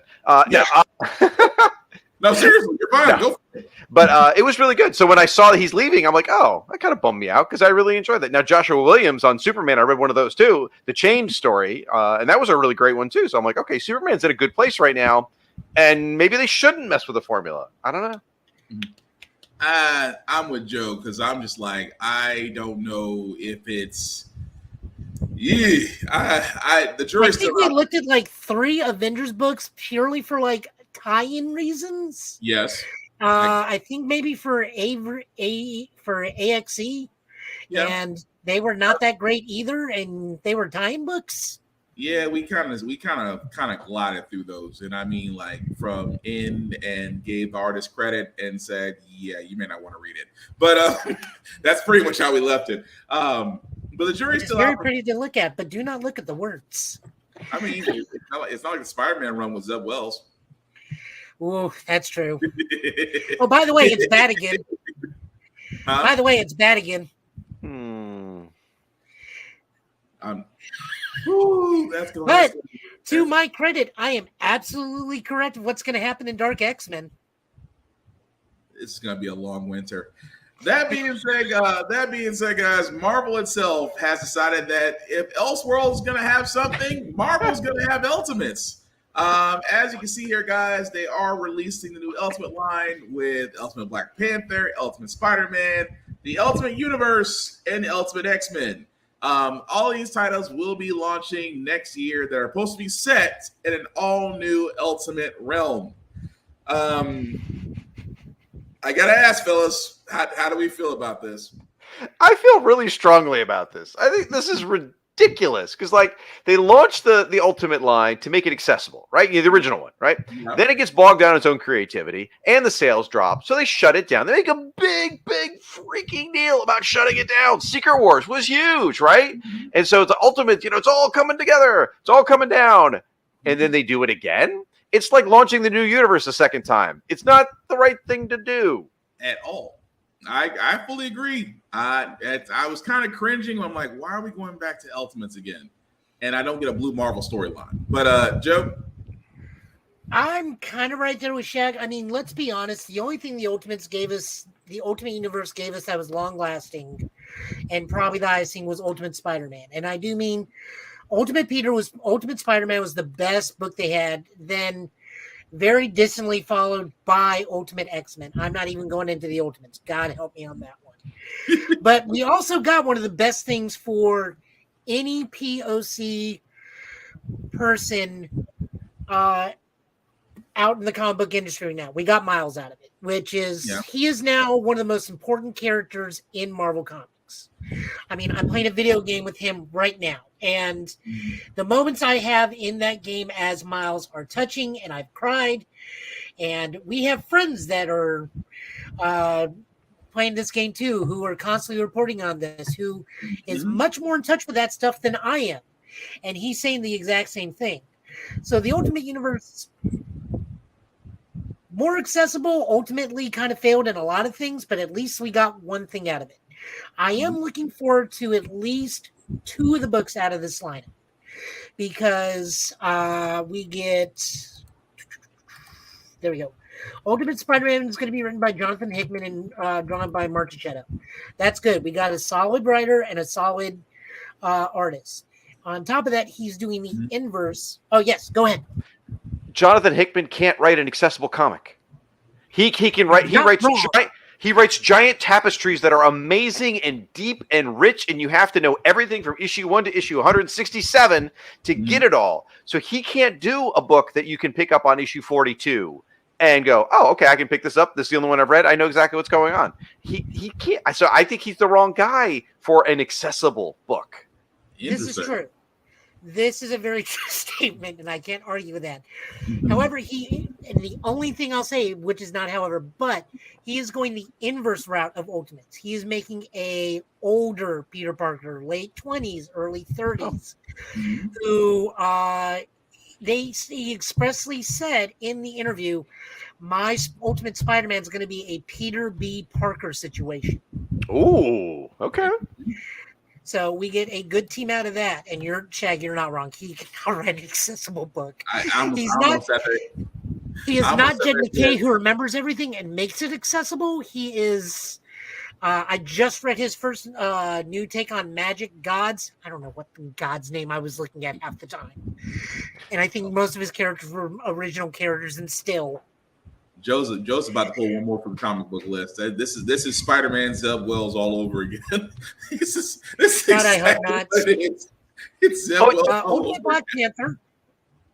Ultimate So, Black Panther is being written by Brian Hill with art by Stefano Caselli. Again, solid writer. Brian Hill is currently writing Blade. Blade's at a really good place right now. Also accessible to a lot of young girls because he's running around with his daughter. Yep. We'll talk about that in a little bit when we cover comics. However, their take on it is it's Blade basically versus Moon Knight because Black Panther versus Moon Knight because the Egyptian Empire ruled by Ra and Khonshu are sending Moon Knight to take over Wakanda. And Khonshu and Bast have a history. They have a history. That's what I'm looking for. I'm looking forward to that story, if anything, out of the Ultimates. The other thing, so Marco and Hickman and Giacchetto are also writing Ultimate. I don't care about that book. I don't care about the Greater World. I don't care about Ultimate Avengers. They're just kind of weird and creepy men and women who do weird and creepy stuff half the time. The one thing I am looking forward to, Ultimate X-Men, which is going to be written and drawn by Peach Momoko. Okay. This is looking at the new squad of X-Men where she is going to be using lesser-known characters. We're going to have a hybridized universe history, so a little bit of everything's going to be in there. And looks like her frontrunner is going to be Armor, which is one of my favorite X-Men. And if you need to look at a Peach Momoko art to really see this, that woman can make a splash page like no one's business. I mean, if anything, it's as close to anime drawing, but I just like the contour of it, the contour, the detail, and Joe's 100% right. That is, it's like looking at a watercolor book, pretty much. But I mean, it's beautiful. It's really what it is. Before I start sounding like an art person, anyway. Aside from that, because Joe did mention Miles Morales, would you believe, of all things, on the bingo card of 2023, that the next Marvel crossover involves Blade, Miles Morales, and vampires? This was not on my bingo card of 2023. After the next Marvel crossover event will be called Blood Hunt. Of course, as you know, it's vampire themed. The series will be led by Jay McKay, Pepe Larraz, and Marty Garcia, with other creative teams that will handle it in different issues. Basically, it is going to involve, if it hasn't already been said, it will involve vampires. Actually, one of the comics we cover in the comic book pool later on will basically be a part of this. So you will see the Avengers, Moon Knight, Doctor Strange, Miles Morales, and of course, Blade and his daughter, and various other characters. I've always said Blade should always be given the forefront in a few things. But I did not see Miles Morales basically being a vampire hunter. So I'll give it to Marvel. I will give you a 9 for creativity because I'm glad it's not zombies. My whole thing was, I was like, please don't let it be zombies. Please don't let it be something that we already have seen. It's been done. It's been knocked into the ground. Give us something different. It's getting a new book this week. Marvel Zombies, Red, White, and Blood. It's like, I'm sorry. I'm a big fan of George A. Romero. I am a big fan of Marvel Zombies. To me, I am just zombied out, which makes me glad that it's vampires, but you're taking a different turn about it. You're introducing Miles Morales, who I always said should always have a bigger standpoint in the Marvel universe. I also believe that having someone different to kind of be the mentor leader was needed, which I think Blade is perfect. And the fact that Blade has a daughter, and I don't mean to go too far into it because it goes into one of our comics we're reviewing, but I love the direction they took with him in that. So again, guys, knowing this, and this is the next crossover event after Fall of X going into Blood Hunt, how do we feel about Marvel's next venture? Joe, you want to go first? I'm looking forward to it because the vampires have been very consistent all throughout Marvel as of late. They have been dealing with the X-Men via the Exterminators and just in general. they are a very consistent theme in Moon Knight because Moon Knight's secretary is a newly turned vampire, and he's been dealing with vampires almost consistently throughout his book, either in montage panels or directly. Blade has just been killing it as of late. I've been reading it. We haven't really recommended it, but that's just because other books like need to go forward, or we need to sit there and warn people don't read Cyborg. Oh, he cannot catch a break.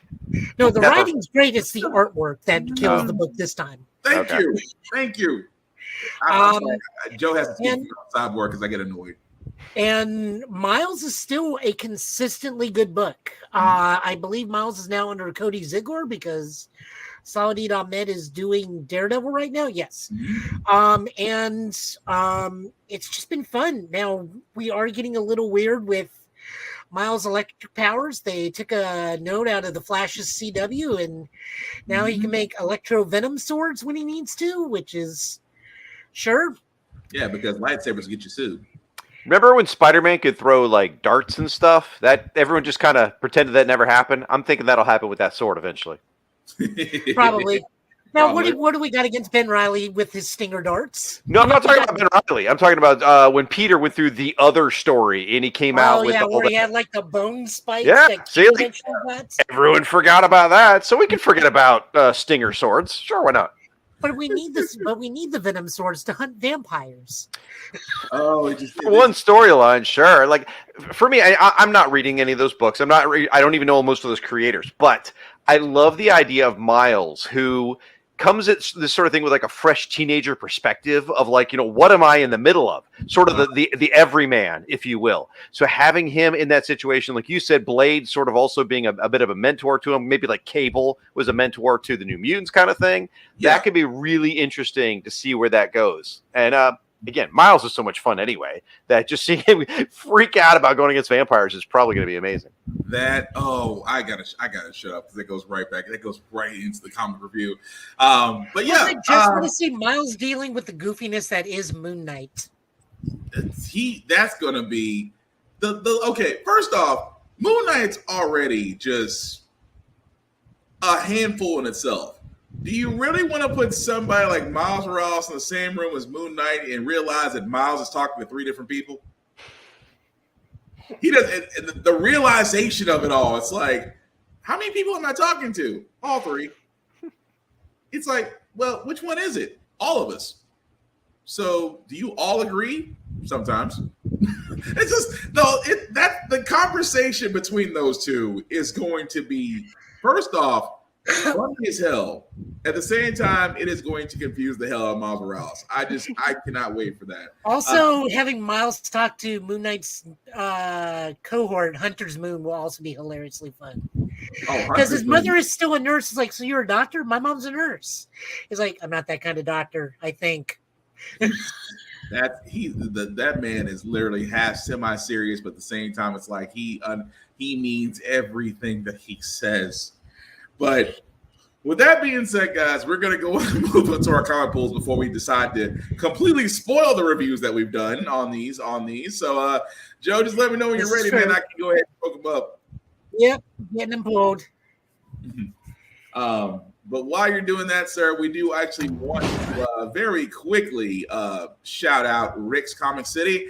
Rick's Comic City, guys, if you are in the Nashville area, they have been, and I checked on this, for the last 6 years, voted number one in Nashville place to go to for comic books and things of that nature. Definitely check them out. They have 2 locations, one in Nashville, Tennessee, and one in Clarksville, Tennessee. Of course, Locker Nerd in Clarksville, Tennessee. Definitely check them out, whether in person or online at rickscomiccity.com for comic books, for mangas, for toys, for collectibles, for posters. Trust me, they got a lot.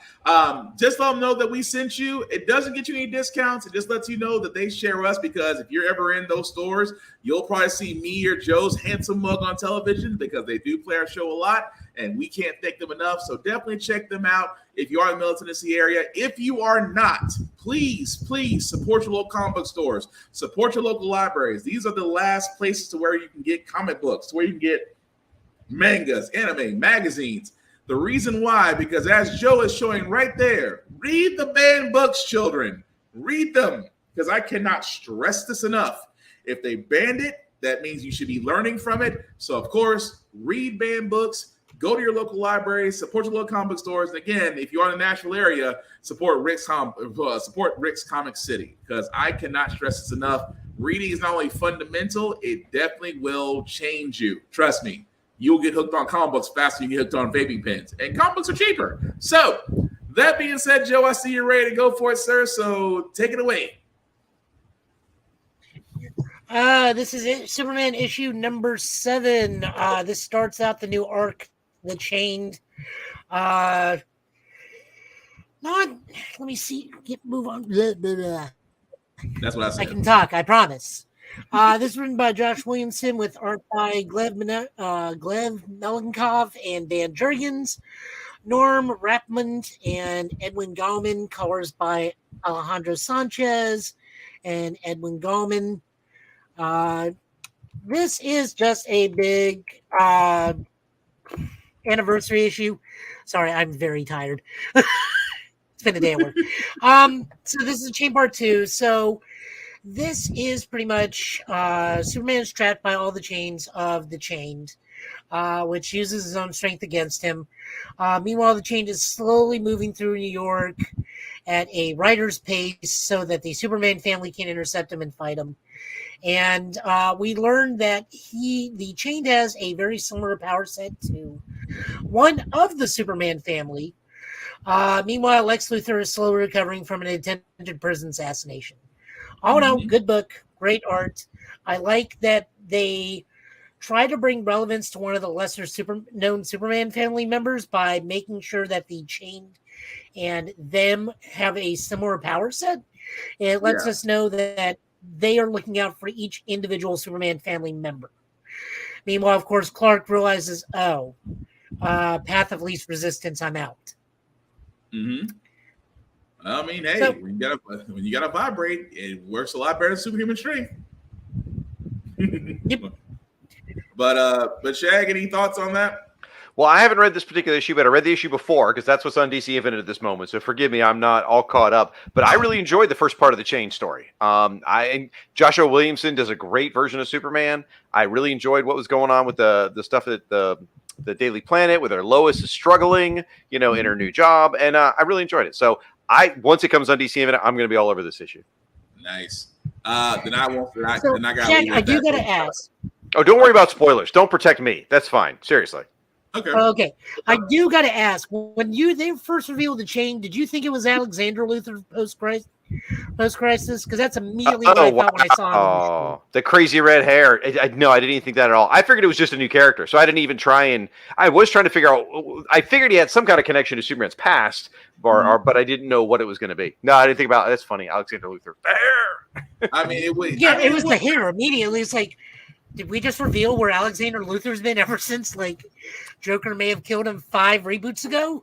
I mean, it would be a nice connection, but I mean, I'm more surprised about Lex's daughter and mother just showing up. It's like, how bad of a mother do you have to be that your son puts you on an island to yourself?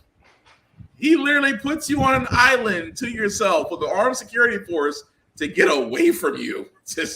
That's pretty bad. And then, of course, Brainiac which it looks like, and I'm just implying here, it looks like he may have gotten to his daughter, which again, Brainiac always plays a long game. Brainiac and Darkseid have got to be the most two obsessed villains about one superhero, to the point that they have this intricate long game just to get him.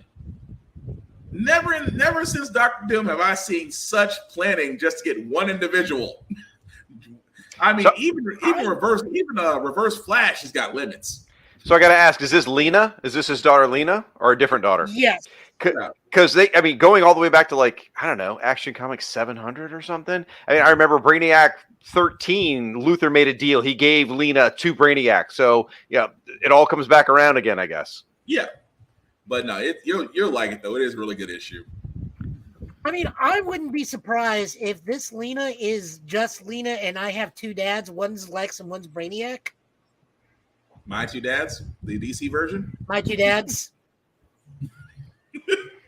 I can see it as a side story. My Two Dads, the DC version, but oh man, that'd be weird. By the way, they're both supervillains. Moving on over to Nightwing. This is written by Tom Taylor with art by Stephen Byrne.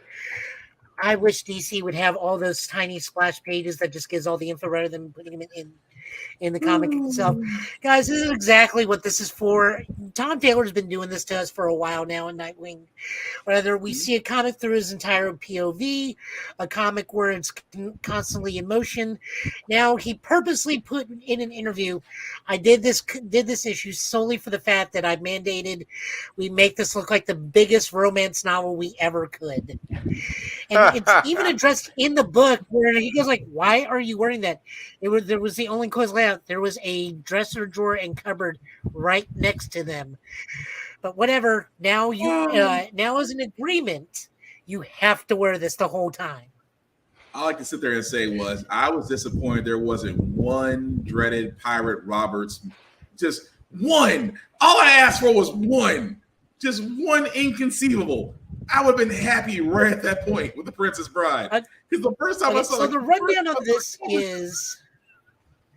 So the rundown on this is Rick Grayson, during the time where Nightwing was not a good book, when Rick Grayson was rolling around, he put something away so that should he be cured and go back to Dick Grayson, Dick would have something that would be special to Rick.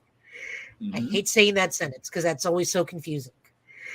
As a result, Rick Grayson's girlfriend, which was very quickly scuttled away, was made into the captain of the ship that looks over the undersea locker of all of Bloodhaven for like crime and heroes alike. And since her father was murdered by somebody, she had Nightwing come in and do some stuff and look for it. And as a result, we have this. Also, Nightwing gets scared to jump in the river and do something for some reason, and we don't know why. Yeah, he froze, but again, it's just like you decide to look like the dreaded Pirate Roberts. I mean, it's basically blue and white, but I'm like, come on, you're just waiting for Indigo Montoya to come out of nowhere. If I don't get one Indigo Montoya character out of this run, I'm going to be disappointed. Maybe he'll slip in an As You Wish or something like that. I would, you know what? That's all I would need. I would just need that. If I had that, I'm solid. But no, great issue to start the new arc. I'm not complaining. I am definitely getting the Princess Bride vibes, and it's one of my favorite movies. So this is right up my alley. I got nothing else for this because I keep waiting for that one moment that just christens the whole arc before it even gets started. But that's just me. But then again, I've always loved Nightwing, though. I guarantee that's probably how it's going to be. His last line to Barbara I guarantee that'll probably be the last line that he tells Barbara when all this is done is "As you wish." I can see that, but no, that's going to be awesome. Moving on over to Green Lantern War Journal, the one Green Lantern book I read willingly. This is written by Philip Kennedy Johnson, art by Montos, colors by Alex Gumarez. John goes with his mom to go get a job at Steelworks, gets it, and then is set upon by an alternate universe's zombie Star Sapphires. As the Queen Zombie Star Sapphire slowly makes her way to John, and alternate universe Guy Gardner also slowly gets to the planet. Meanwhile, Green Lantern's John's ringless because he's got the cosmic power. New Green Lanterns, which are now part of the Galactic Federation of whatever this time around, whatever conglomerate or planets we decided to have. He keeps trying to go to John Stewart and go, "Where is your ring? None of you on Earth are supposed to have a ring." Not knowing, because these are all rookie lanterns, and John's already like construct uppercutted one into Mars. So that's where the book is, and so far I'm digging it. I dig John Stewart. I like where this is going. Not a big fan of zombies, but alternate takes of different Lantern Corps, I'm always there for. And it's also nice to see someone using the other Lantern Corps. Yeah, but like Also, like Guy Gardner with huge shoulder pads. It's really weird, but it works for him. it's just the whole thing. Like I said, that kind of goes back to what I was talking about earlier, where it's like I know zombies, I get it, and I get that you're trying to do the Revenant Queen, and I get that you're trying to sit there and say that we're trying to corrupt Jon Stewart. It's okay. I mean, don't get me wrong, story's still great. I will still watch it. Still read it. But yeah, it's just that I'm hoping the story amps up from where it's at, because I'm like, you're doing the zombie route. Now that we know that he's tainted, will it change him? Will it, it's always that, will he be corrupted? Will Revenant Queen get a hold of cosmic power? That kind of thing. But still will read it though. It was a great issue. I read issue 1 in preparation for the show and thought it was pretty good. It ended a little sudden. I'm also not the world's biggest zombie fan, but I thought the art was solid. I love the stuff with his mother. It sounds like that continues, which is great. The only thing I wish they would do instead of something like this is just put Jon Stewart out front. Make him the Green Lantern of Earth. Have him out there being the superhero. Forget the zombie stuff. Make it as shiny as the Superman book or something. I don't know. Like the Superman books I felt uplifted when I read them. The John books, I felt I was going into a darker tunnel, like scary place. Right. And for me, like, I'm going to digress for just a second. I'll keep it real short. But like the Green Lantern movie, once James Gunn gets all the other stuff off the shelf, the Green Lantern movie should be one of 3 things for me. It should just be a Jon Stewart movie, because all the kids grew up watching Justice League Unlimited. To them, Jon Stewart is Green Lantern. They're like, who's this white dude? Or if they're going to insist on a buddy cop movie, then make it Jon Stewart as the veteran and give him like a young Kyle Rayner. That would be great. Kyle Rayner, the rookie, training together. Or do a buddy cop movie with Jon Stewart again as like the straight shooter with a maverick Guy Gardner. Those are all 3 of those plots work. Any of that would make sense. So I as much as I am glad Jon Stewart has a book on the shelves, I just wish he was more of like the hero guy. I immediately got Lethal Weapon vibes when you said Guy Gardner, Jon Stewart. Yeah, yes, that's exactly what I was thinking of. That would be perfect. Oh, that would be perfect. Personally, I want to see the one with Kyle. That's the version I want. But yeah. That would be freaking perfect. Yeah, DC is still super gun shy with Kyle. I don't know why. It's like they just don't want to promote him anymore. And I am glad we get other characters like Soldier Mullins. Like she is, the Farscape Lantern book is still one of the greatest Lantern books in the last 10 years. I will say that, and I will defend my ground on that till my dying day. I am all for that. I don't care about Teen Lantern. I'm glad they wiped her off the face of the earth. Jessica Cruz, one of the best Lanterns I've read in a good while. I think she is also well worth and needs her own book again. And I'm glad they gave the other Lantern, whose name escapes me at the moment, where he kind of became a version of Green Lantern War Machine. Simon Baz? Simon Baz. Yeah, there we go. I could live with that. Yeah, he in the last thing before we got the new Green Lantern books, they gave him the mentality is like, well, I'm a mechanic, so he makes his ring turn himself into a war machine type character. Yeah, which would also be good, but I can't get Lethal Weapon style Green Lantern out of my head now. That is you're welcome. Yeah, but that solves the toilet bomb problem so easily with power rings. It really does, but at the same time, I can see that Guy Gardner being on edge and Jon Stewart's coming on. I'm like, I can see that so well. And watch Gunn does something close to that. I could see that. Gunn could do something close to that, but yeah, but I digress. Yes, Guy Gardner, so yeah, that's gonna be in my head for a while. But go ahead. No, by all means, digress as much as you want. Oh no, I'm gonna be sitting there trying to write a script. Okay, so we get a really weird. Okay, so we get Godzilla versus Kong versus the Justice League. This is written by Brian Bracello, art by Kristen Deuce, and colors by Luis Guerrero. This is kind of a weird book. So this is an Elseworld book.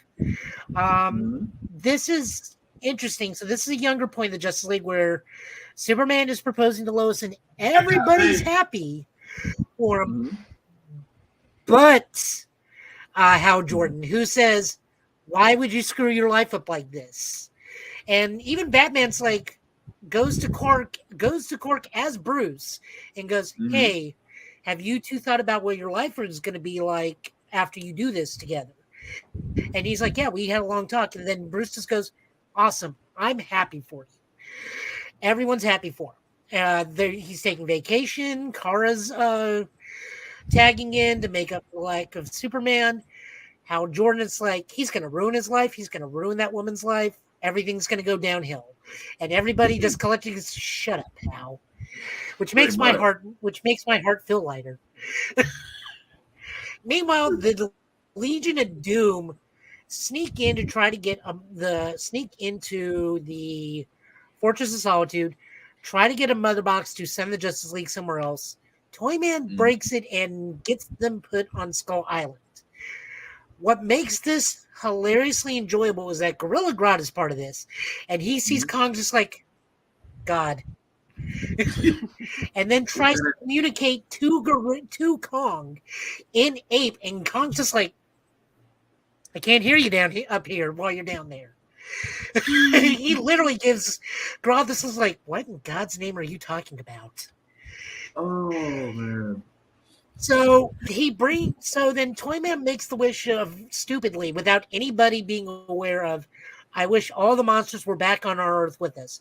So he gets that wish. So all the legendary pictures kaiju are teleported to standard DC Earth. And as Superman is proposing, Godzilla rises out of the Metropolis Bay. Which is going to make This for was an fun. epic-ass This story. was funny. I really enjoyed it. I'm kind of a bummer, but that we didn't get the fight right away. But also, I have to understands I know we're not getting a fight right out the bat, because if we're seeing like Superman fight Godzilla straight out the gate, then we have nothing for the rest of the book. Pretty much.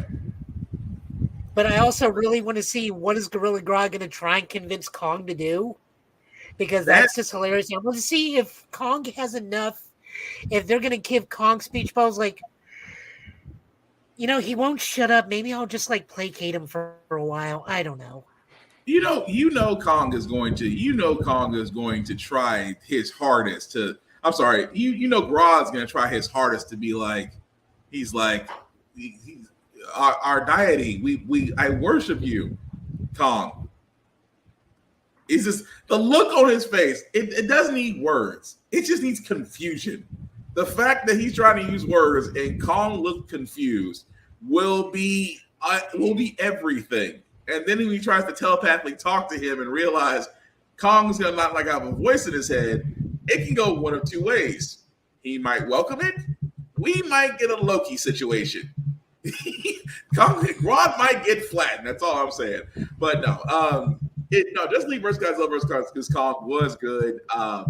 It does set up for an interesting story. And stories like this, I'm completely okay with. These are different. Not only are they different, they're fun. Who doesn't like kaijus?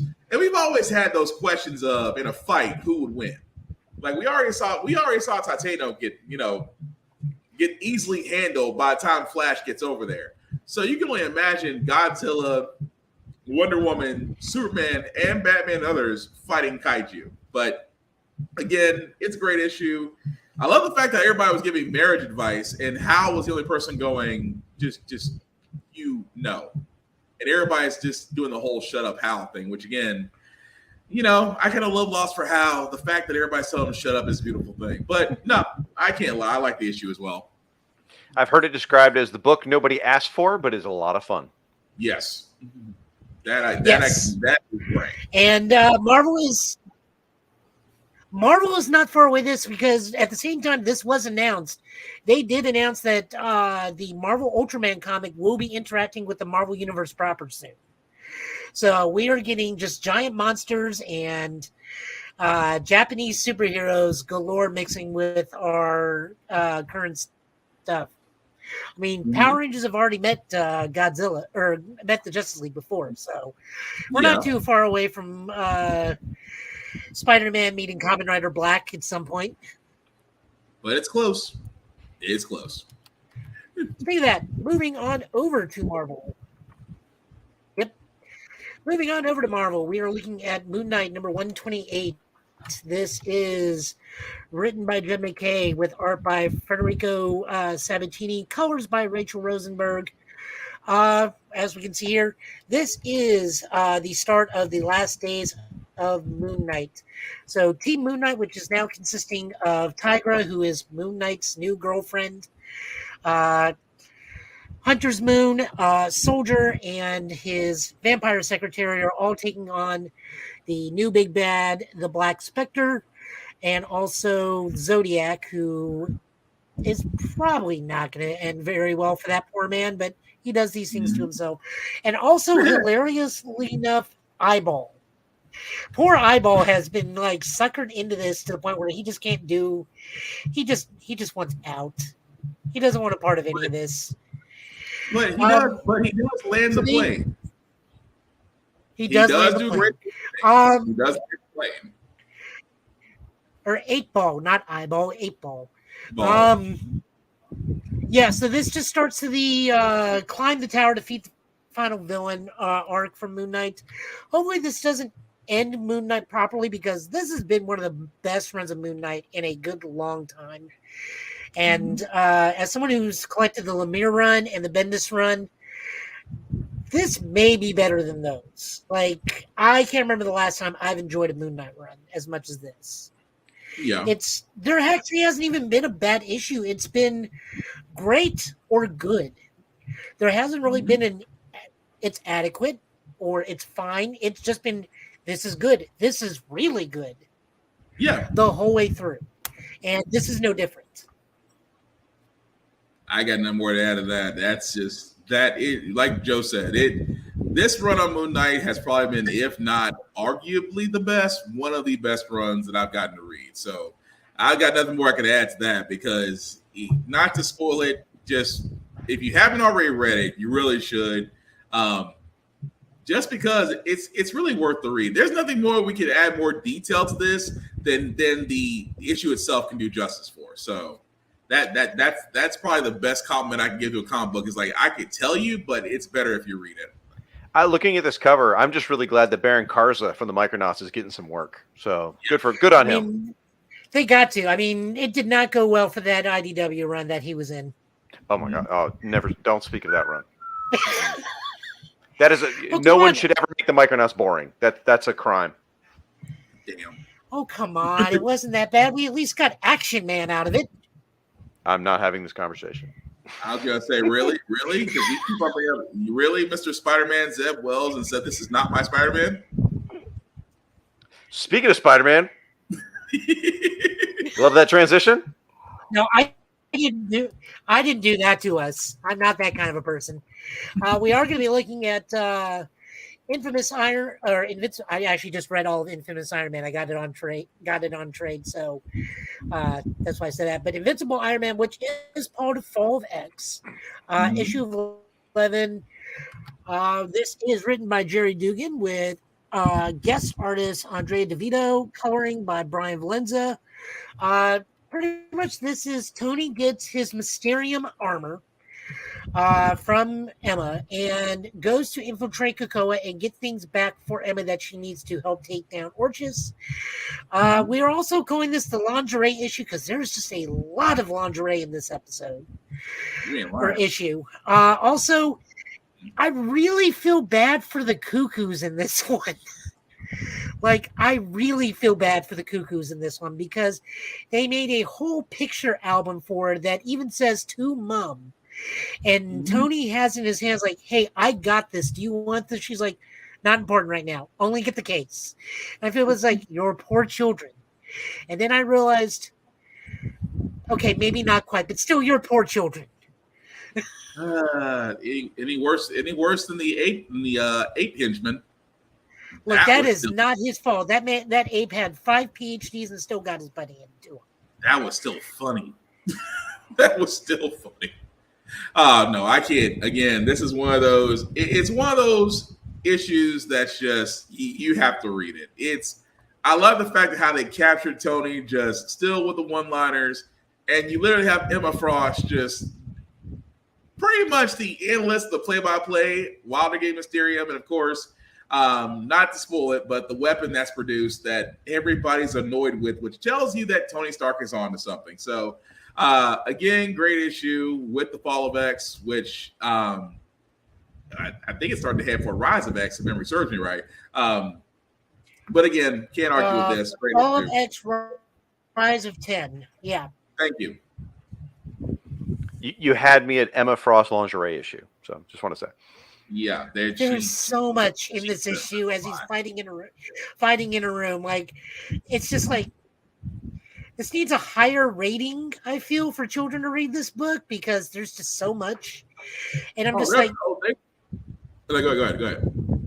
I'm just like, no, I understand why she has this. It's Emma, but still.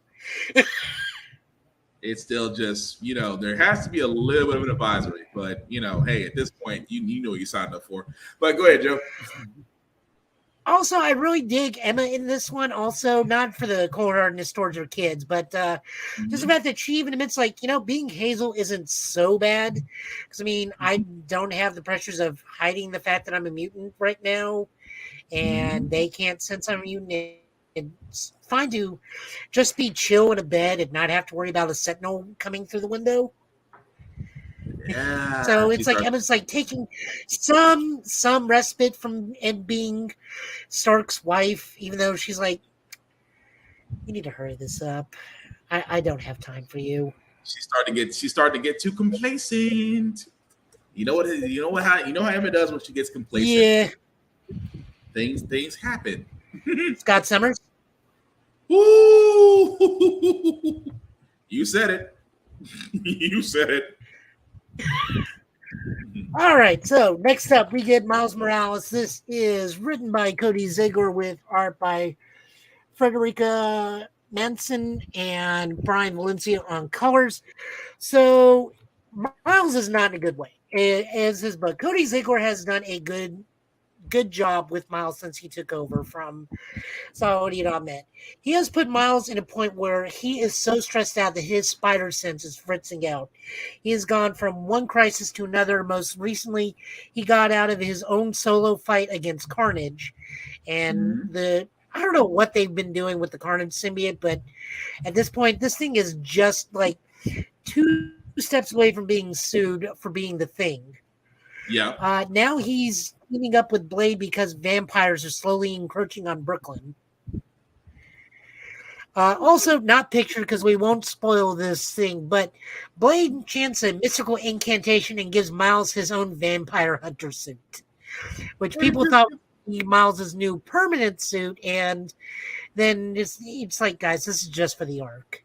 Don't worry about that. It just gets better. Also, Miles gets a speedster friend introduced in this, which they don't introduce a lot of speedsters in the Marvel Universe. So that's pretty unique. I'd leave that alone because, again, I am not gonna give any details about this because we kind of have been doing it this entire show. I will just say, read it. You will not be disappointed. If you were like me, you were probably chuckling your ass off about halfway through the issue. I'll leave it at that. It's the petticoat, isn't it? It's not just that. I just can't say it. I'll wait till we're off. I'll wait till we're off flat. I'll say it then. Okay. Yeah. I know you're not up to date on it, Shag, but anything you want to think you can glean off the cover? Oh, I mean, we talked about the vampire stuff earlier. We talked about the direction. I'll just say check back in 2 years and see if he's still using a sword. This is true. Venom sabers everywhere. And everyone gets reset back to their most iconic version. And Miles' most iconic version is not with a sword. That is very true, but wow. I'm sorry. I'm trying not to laugh. I'm trying not to laugh because if I laugh loud. So I'm trying to keep it quiet. Say what? I said, but that's it for comics. Oh, sorry about that. Thank you, Joe, for that. But as we wrap this up, guys, interruptions inside because we keep on stepping all over each other. But aside from that, thank you, Joe, for the pulls today. Thank you, Shaggy, for being for riding along with us. Again, we cannot thank you enough. We know you are a very, very, very, very busy man. So we definitely do thank you for your time. Do you want the people to know where they can find you and things of that nature, sir? Oh, sure. Well, I appreciate that. And thank you so much for having me on the show. And it's funny you say everyone's busy. Everyone's life is busy. My life's no busier than anyone else's. But thank you so much for having me on the show. This has been an absolute blast. I've really enjoyed going through this and encouraged me to read a lot of current books that I haven't read before. So that's been a lot of fun. You can find me over at the Fire and Water Podcast Network. My show specifically that I've been doing is Justice League International Bwahaha Podcast. Once Upon a Geek and Justice Society Presents. Those are the big ones you can find me on. Social media, you can find me as Once Upon a Geek. I'm on there on the Twitters or the X or whatever the heck it is this week, and Facebook and the Blue Sky and smoke signals and whatever way you want to find me. Gotcha. Thank you again, man. Really do thank you for your time. I know, like I said, you're right. Everybody's busy, but man, you make us look lazy. I'm just going to be honest about that. Joe, I know that we have Multi-City Music Con coming up, sir, but you want to let people know what's going on with you and where they can find you? I'm a very tired Ghostbuster. I just want everybody to know that. I have not taken the Proton Pack out of my car in 2 weeks. That 40-pound monster of MDF and PVC is still sitting in the back seat. Last week alone, I did 4 events. I got Music City Multicon. Then Sunday, I am going to be at the Adventure Science Center for Halloween Smash with the Ghostbusters. Then the following Saturday, I got a fall festival over in Franklin. And then I think I can take a break, maybe. And if I'm not in Ghostbuster, I'm in Extreme Ghostbuster. And if I'm not in Extreme Ghostbusters, I am in the IDW Ghost Smasher uniform. I am in something Ghostbuster related all this week, mostly because I want to be lazy, and Ghost Smasher lets me be in either pants and shorts and a t-shirt and a vest. I was going to say, hopefully find sleep. I hope. There is only Spider-Man and Cyberpunk 2077 to play. What is sleep? Just keep on rubbing it in. Other than that, I will probably, after I do my own personal playthrough, I'll probably stream Spider-Man 2. Mm-hmm. I know there's not a New Game Plus right now. They said that's coming in a patch later on down the road. Or I'm still fairly early on into my second or fifth run of Cyberpunk. So this time I'm a Corpo Rat that's going to be using tech weapons and maybe a Sevestin build, which is the hyperspeed build. So at some point I'll get around to using swords, but not right now. There's too many fancy laser weapons I want to use. Other than that, I'm on Facebook, the whatever we're calling the Elon Musk thing until he starts charging us $1, and then I'll sign out, never sign back on again. Yeah. Maybe I'll open up a Threads account and go there. Then of course I got the Twitch, Joey Italian last name, which at some point I swear to God I'll use again. I am also over on Ranger Ops whenever Shadow decides we aren't got to do an episode. And I have no idea what the heck I'm doing with the Total Justice Gaming YouTube page at this point. It's just kind of sitting there looking pretty. Either losing or gaining subscribers day by day. I don't know which. It's still, hey, it's active. That's the big thing. It's active. Oh, God. Thank you, Joe. But also some shameless plugging before we wrap it up, guys. I always do guys shout out to the guys that actually help the beats with the show, Vaughn and Big VZA Dot. You can definitely find him, Big VZA Dot, on all social media. He actually has his own YouTube page on YouTube for beats that you can use for free. If you are looking into more personalized beats, definitely check him out, Big VZA Dot, on all social media. As for myself, guys, you can find me BlackFox447 on all the socials. I usually do reviews on almost everything that I do, including gym stuff. At the same time, guys, the link at the bottom that you see trailing down there, let me make it just a little bit bigger for you guys to see. If you copy and paste that link into your podcast, it'll take it to your podcast. If you copy and paste this link into your browser, It will take you to the YouTube and Facebook groups for all of our podcasts. How the Forever Got Here, Get Bit, and Y'all Podcast. Like, share, subscribe. Let us know of what you think of everything that we discussed tonight, guys. The only rules that we do have in this discussions is keep it clean. There are no right or wrong answers. And above all else, we can agree to disagree. It is completely fine. Aside from that, guys, I do like, as Joe said, if you are in the Middle Tennessee area, Music City Multicon is happening this weekend, Friday, Saturday, and Sunday. Definitely, if you've never had a chance to go to a con, definitely go to one. It is fun. I do have 3 rules. 3 rules that I will always say whenever going to con. Number 1, first and foremost, respect the cosplayer at all times. These are individuals that have taken their passion, and I've always said it best.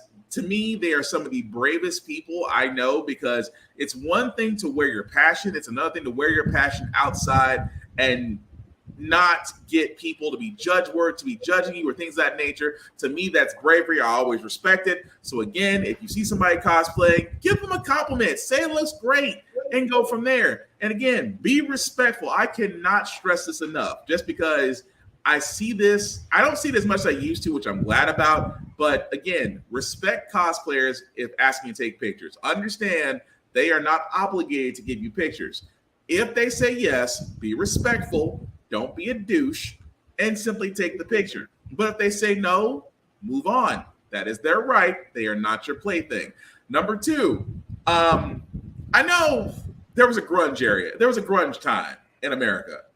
But as long as soap, water, deodorant, and things of that nature are still available in the travel aisle for less than $2, please come to the cons clean. Hygiene. I mean, soap, toothbrush, mouthwash, cologne, not a lot. But just saying, because these cons can be as wide as a football field, but they can be packed like sardines in a can. Nobody wants to smell another funky person. Above all else, hygiene. Number 3 is a rule that Will Wheaton has come up with that I say all the time, because I've always said it best in this world. There's way too much negativity. There's way too much stuff going on. Simply put, when you're at these cons, be nice, be kind, don't be a dick. It is that simple. If you follow those 3 rules, you will have the time of your life at a con. I promise you. You will make friends there. You will definitely get a lot of deals with vendors there. At the same time, if you've never been to a con, by all means, go one day, see if it doesn't change your life. That's all I'm saying. But that being said, guys, we definitely do thank everybody for watching, for liking when this goes live, for commenting. We cannot thank you enough.